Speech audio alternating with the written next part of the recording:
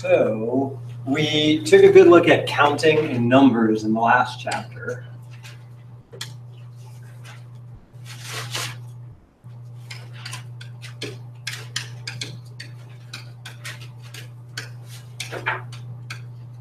And sets. And all of that is going to be useful with what we're going to proceed with. So now that we're really good at counting and playing with sets and all kinds of different number bases, we're going to start taking a look at the kind of next mental development in mathematics, which is the idea of addition. And we already talked about this a little last week, so just a refresher from last week.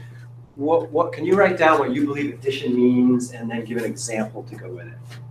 Okay, so just write down what you think about addition and an example to support what you believe addition means.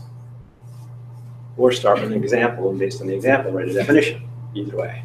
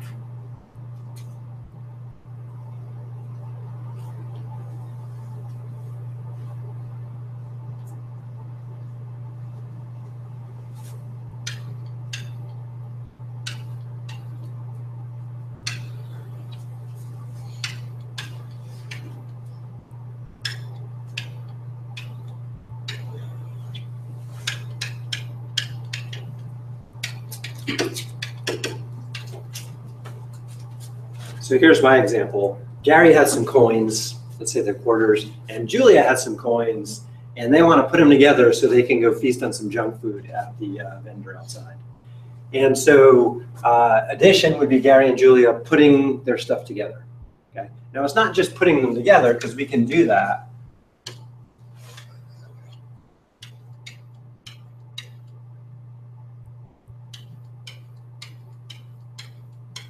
So I can put them all together into one big set. But am I done with the addition problem? Because when I first think about addition, I was like, well, yeah, addition means put together. Did you all write down something similar? Put together, combine. Okay. What's the next step? There's one more step in addition. Because I still don't have the answer written down, do I? Okay, how do I turn it into an actual number? Count. Yeah, you got to combine and count, right? It's not combining is the set thing, right? We combine sets, but then the number thing is one step more. You got to count them up.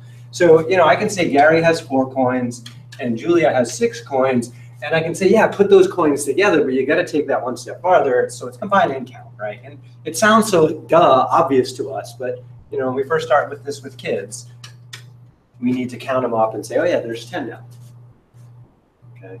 So the basic definition is we call that the set model for addition, is to combine and count.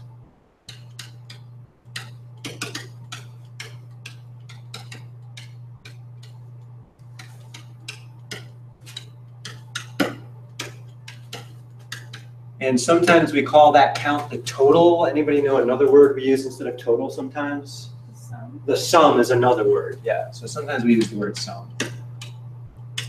And where do we see the word sum more often than total?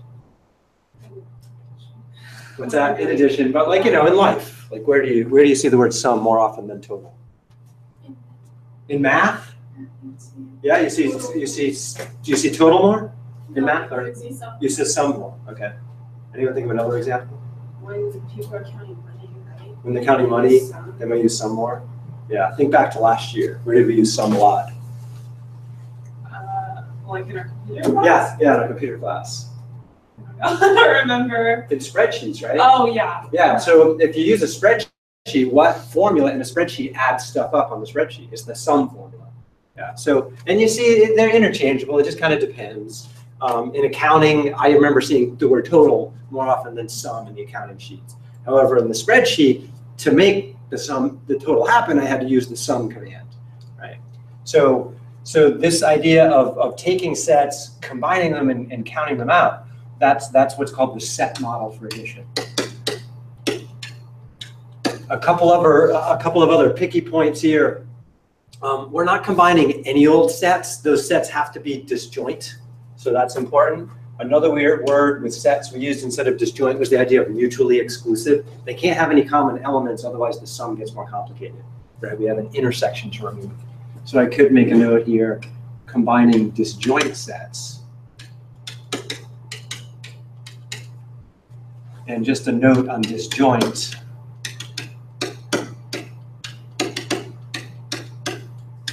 Another phrase that means the same thing in set theory is the idea of having mutually exclusive sets. So just a little review from last chapter.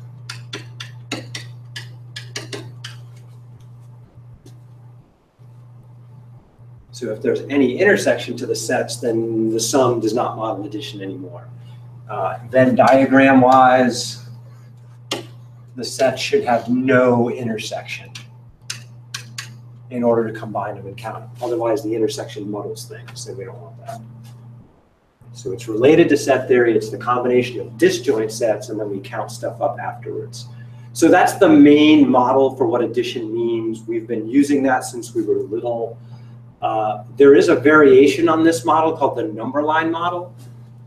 So let's talk about that a little bit. Number line model. And to be more specific, it's the number line model for addition of whole numbers.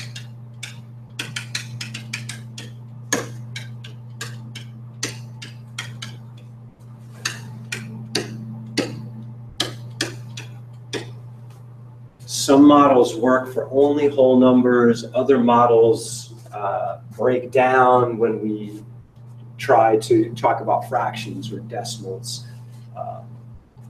And so that's what we're going to explore into the rest of this term and next term. But for now, we're just playing with whole numbers. Remember, whole numbers, by the way, 0, 1, 2, 3, forever and ever, keep counting. Those are the whole numbers. So the difference between the set model is pretty general. You can have sets of anything you want. The number line model says, hey, the sets are just arrows on a number line. So you have some number line.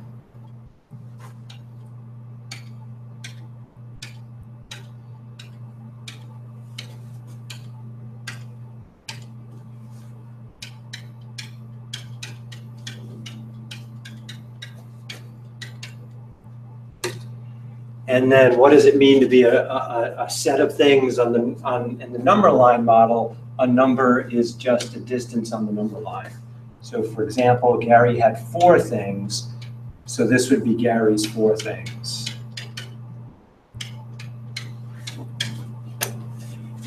And then we just combine the arrows end to end. And so when we throw Julia on here, she would pick up where Gary left off, and we would count out her 1, 2, 3, 4, 5, 6 things.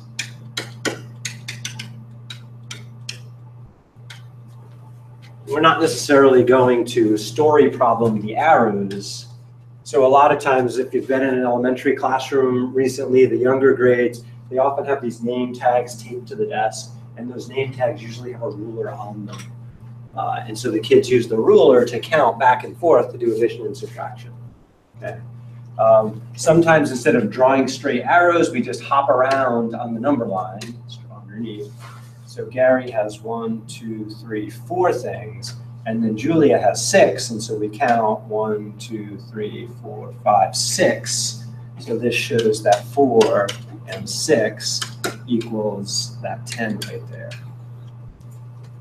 So the number line model.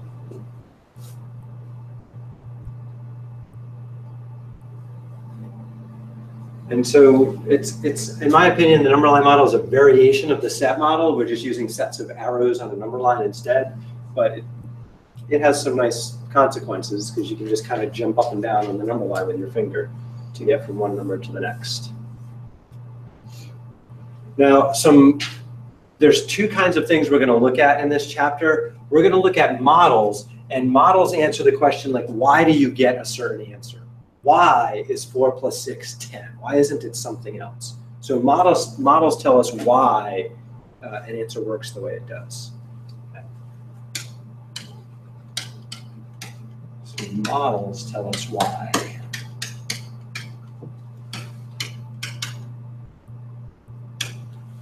They have to be concrete in some way. Okay, so they're concrete examples.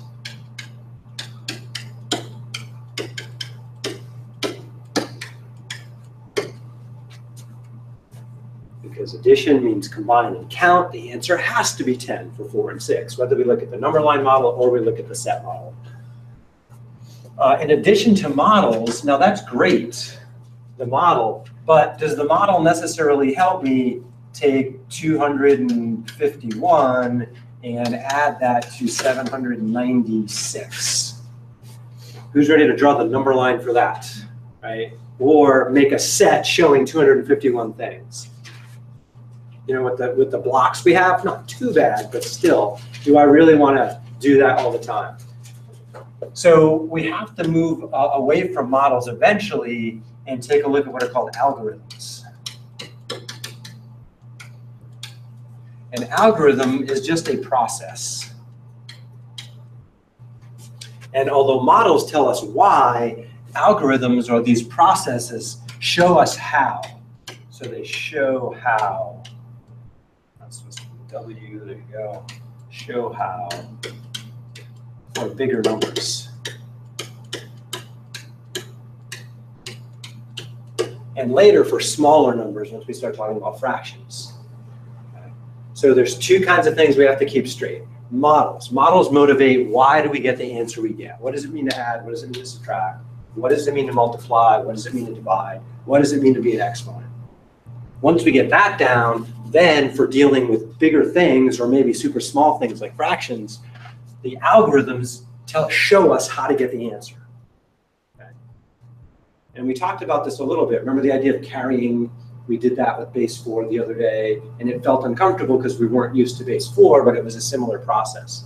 When I was in school, I was just told to carry the 1 when I took 7 plus 8 is 15, and it was involved in another problem. You just carry that 1 for the 10. Why? Because I said so, Gary. Just do it. And the teacher didn't really explain why, to my recollection. Maybe they did.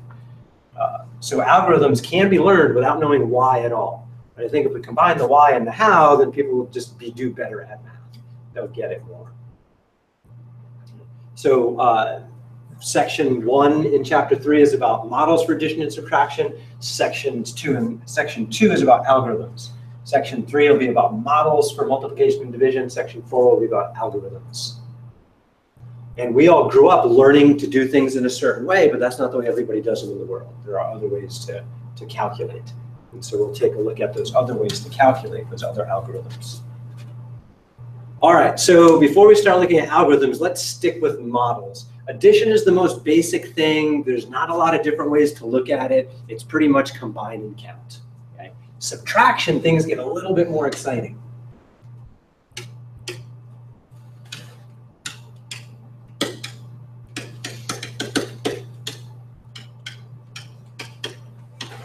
All right, so you're going to help me come up with the subtraction models by writing a subtraction story problem.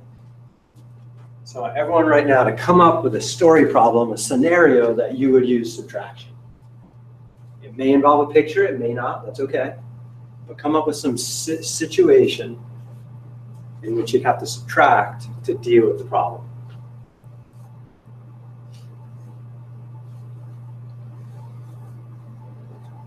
And then we'll talk about the different kinds of problems we can come up with.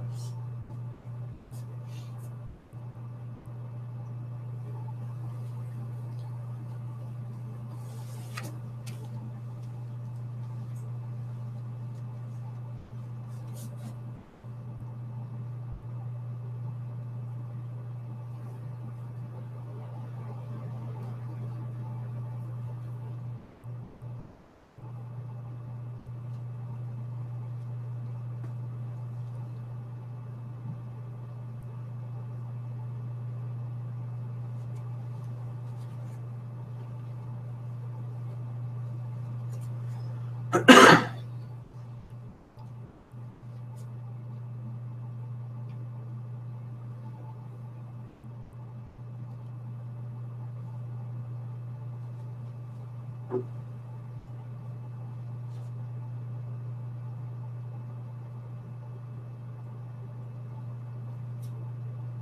anybody want to share their story? Yeah. Do you want to just read it? Sure.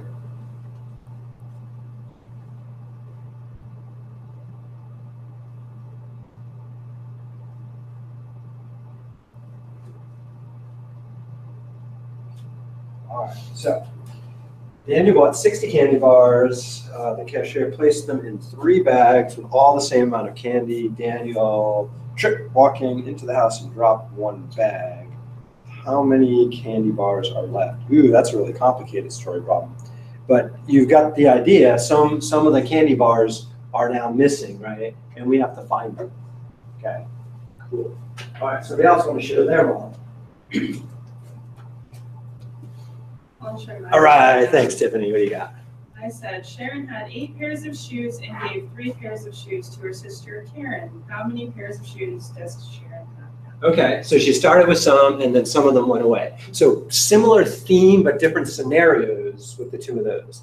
Okay, does anyone have a different story problem they want to share that they think is like fundamentally different? Or do you think your story problems are pretty much the same kind of math, just different situations? Same thing, same thing, same thing. Okay, so I'm going to put one up, and you tell me if it's the same thing as that one right there. Julia has 6 quarters. And Gary has 4 quarters. How many more does Julia have?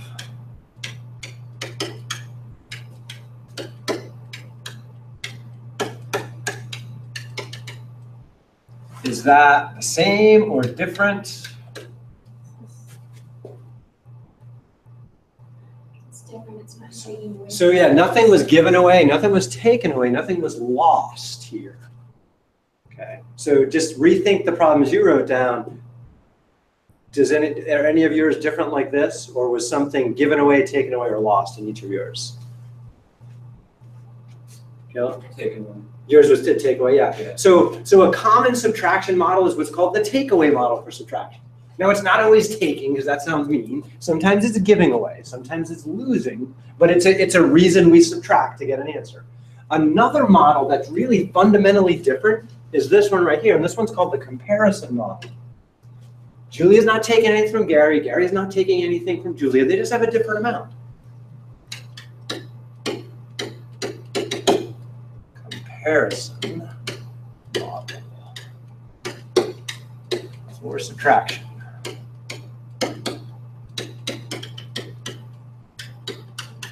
Of whole numbers.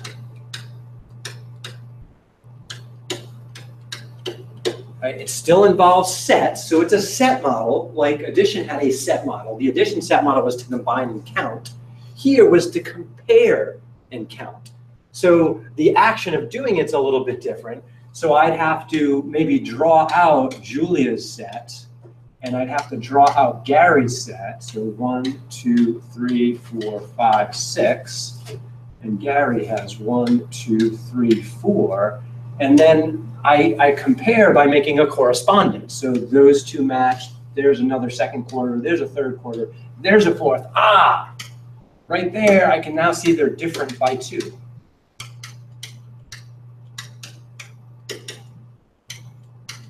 So that shows me that 6 minus 4 is 2. Now I'm not taking away 4. I'm just saying, hey, somebody has 6, somebody has 4. How different are they? In one direction, I can say Julia has 2 more. But what else could I say? Gary has 2. Or I could say Gary has 2 less. Yeah, but it's not a different problem. It's the same exact subtraction problem. Another term, that's supposed to be equal, sorry. Another term for the comparison model is finding the difference.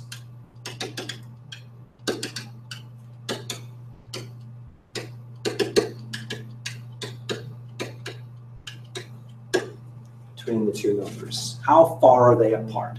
That's all I want to know. How far are they apart?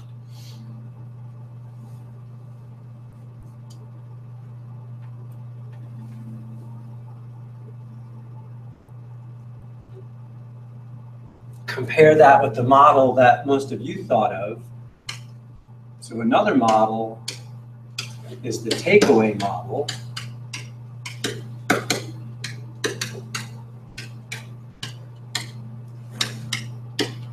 For subtraction of whole numbers.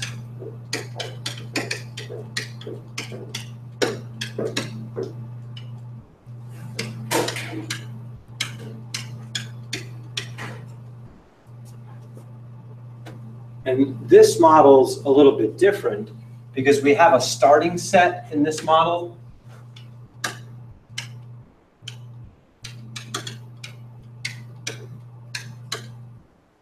And I'm going to start a little smaller than 60, Kristen, because that's too much for me to draw at this point in time. Not up to that yet. But let's say we started off with 6. And then maybe Julia wants to share with Gary, and so Julia decides to give Gary 4. And so then basically we will just make a note that we're giving away 4 or taking away 4.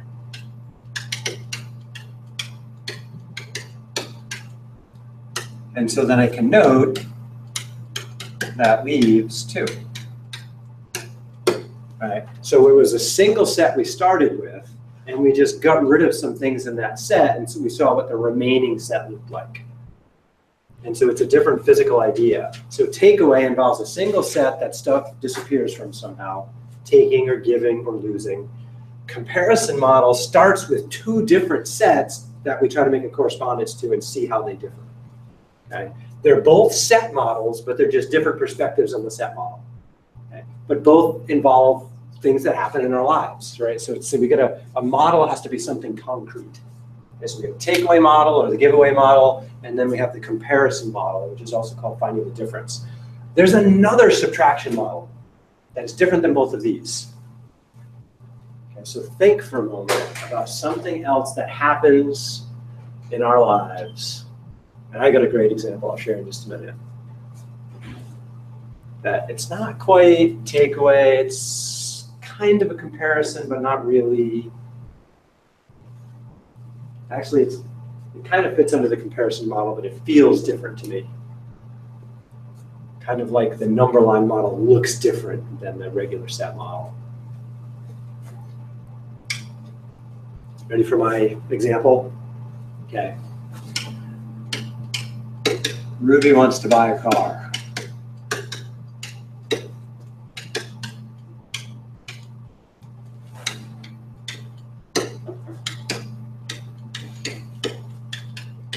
The car costs, let's say, $2,000. We got to do big numbers for the car.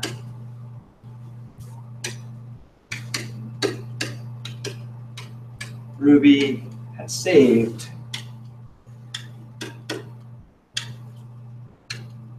$1,200. How much more does she need?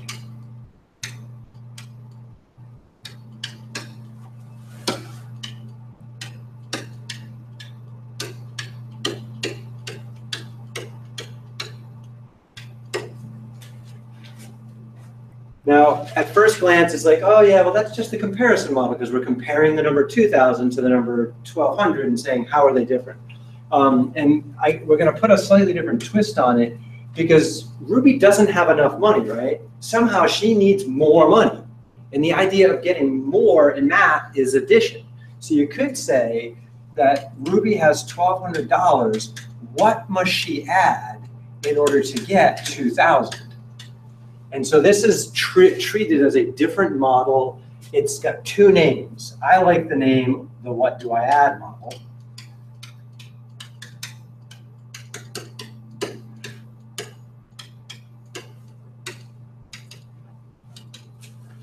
The book calls it the missing add-end model.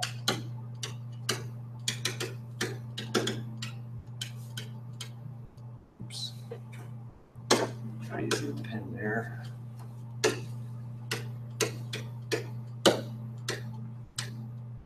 Sometimes it's called the missing term model because pieces of an addition problem are often called terms. Sometimes they're called add-ins. So in any addition problem has two add-ins. Here we're missing one. What is the one we're missing?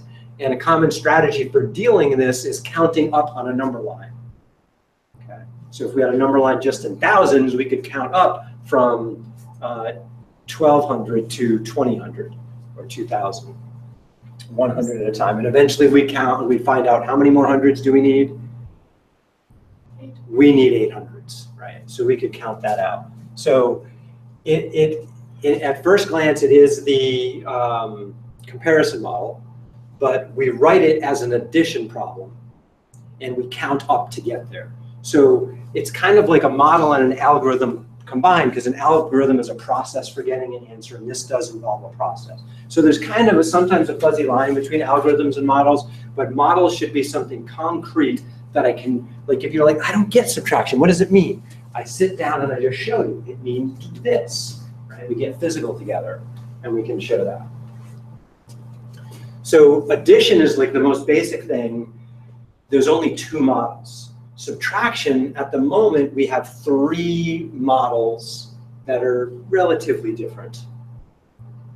There's a fourth one. Anybody want to guess at the fourth model? Think back to the addition models. I haven't been drawn yet. A number line. Turns out there's a number line model for subtraction in the book. And then I usually treat that as a different model too.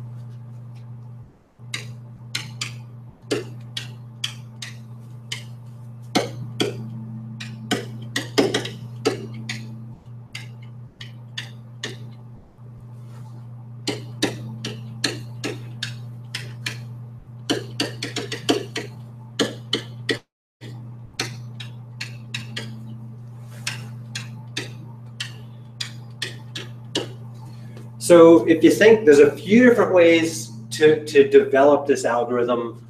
I'm going to develop it in a way that makes it a little easier to generalize.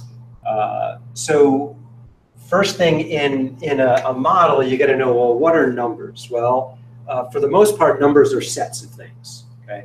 And we just count up how many things are in the set, and that's where we get the idea of number. And then to subtract, so my claim is that subtract in this model means change the direction of the second arrow.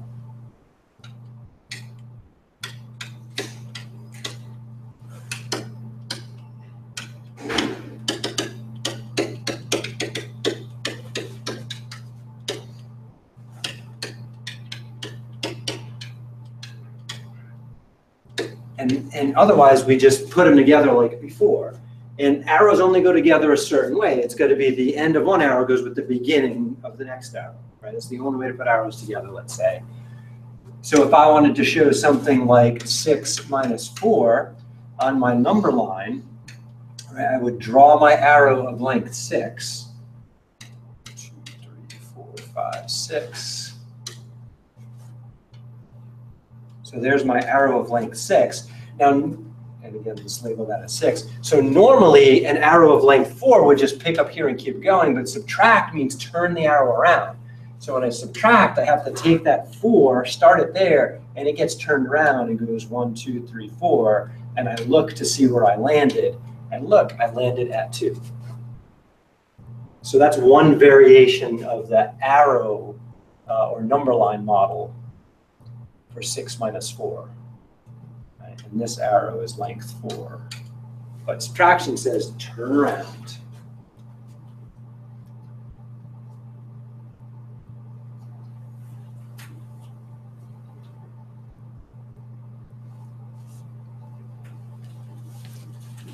Another common variation of both addition and subtraction models are you just start at the first number, no arrow for that one. So another way to draw it out, oops, wrong color.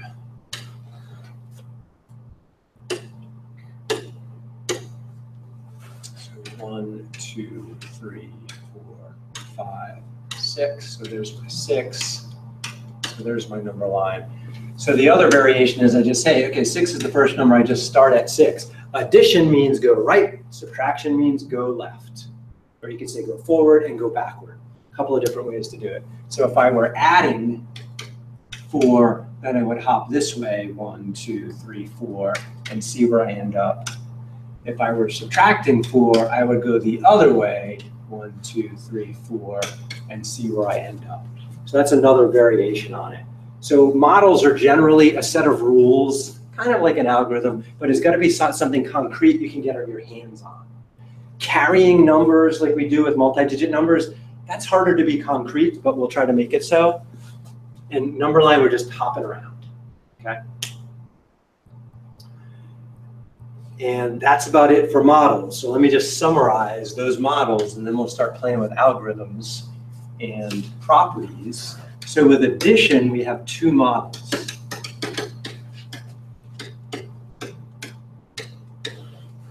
Common, most generic one is the set model.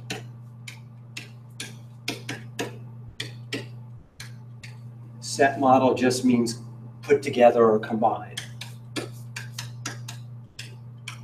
Let's put together this time and count. Now remember, models have to be something physical, something concrete.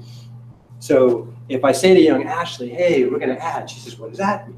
So we're going to combine stuff. She says, what does combine mean? I say, let's put them together. She's like, oh, right, I got you, put them together. But what if she said, I don't know what you mean, put them together? No one's ever told me to do that before, right? I would just say, well, let's just do this. Here's your chocolate, here's mine. This is put them together, right? And then we just physically do it, okay? So remember, models, concrete, physical, I can show you. Okay? Algorithms are a little more complicated. We'll get there. Okay, our other addition model is the number line model.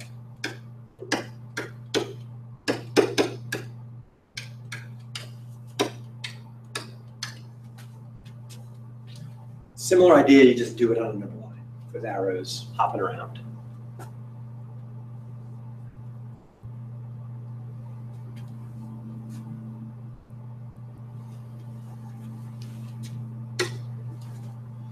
Subtraction, we ended up with 3 different models.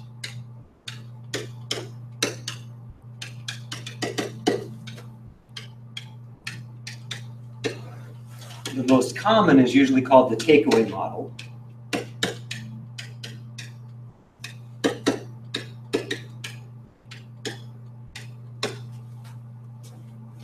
It is a set model. You got to use sets to show it.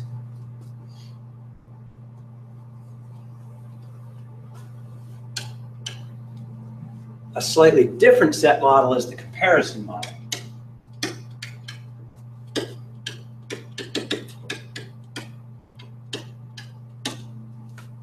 There's no taking, there's no giving, there's no losing. We just have 2 different sets we're taking a look at.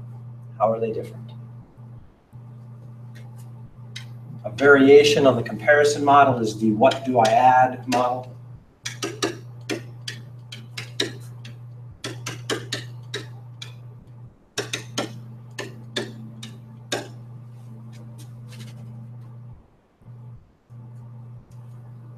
And the last one is the number line model.